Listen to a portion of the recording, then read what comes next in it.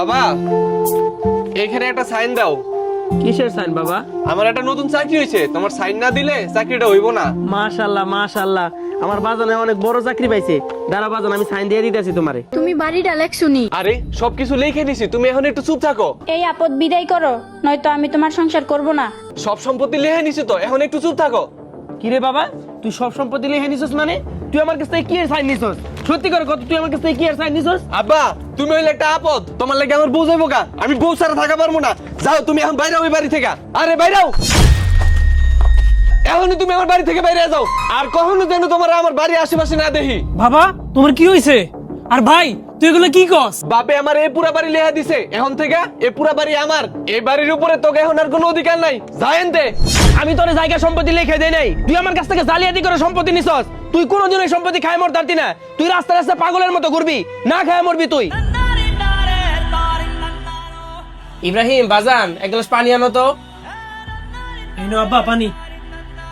আব্বা, তুমি কই থাকো সারাদিন? তোমার আমি খুঁজতাছি। তুমি না কইছিলে আমার নতুন একটা সাইকেল কিনে দিবা, এখনই তুমি আমার সাইকেল কিনে দাও।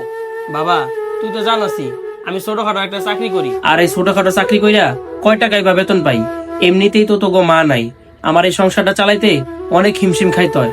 বাজান আর কয়টা দিন অপেক্ষা কর, আমি তোর অল্প কিছু দিনের ভিতরেই সাইকেলটা কিনা দিব।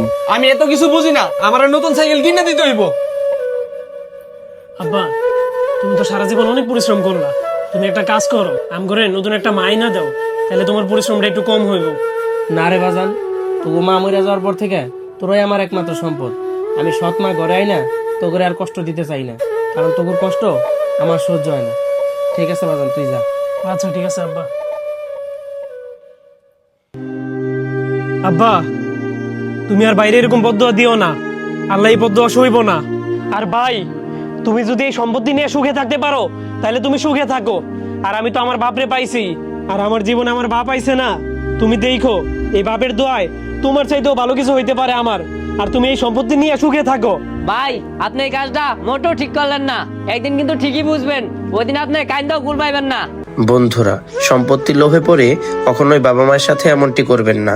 মনে রাখবেন, প্রকৃতির সাথে আপনি যেমনটি করবেন, সঠিক সময় প্রকৃতি আপনাকে তেমনটাই ফেরত দেবে। আজকের ভিডিওটি যদি ভালো লেগে থাকে অবশ্যই লাইক কমেন্ট শেয়ার করতে ভুলবেন না।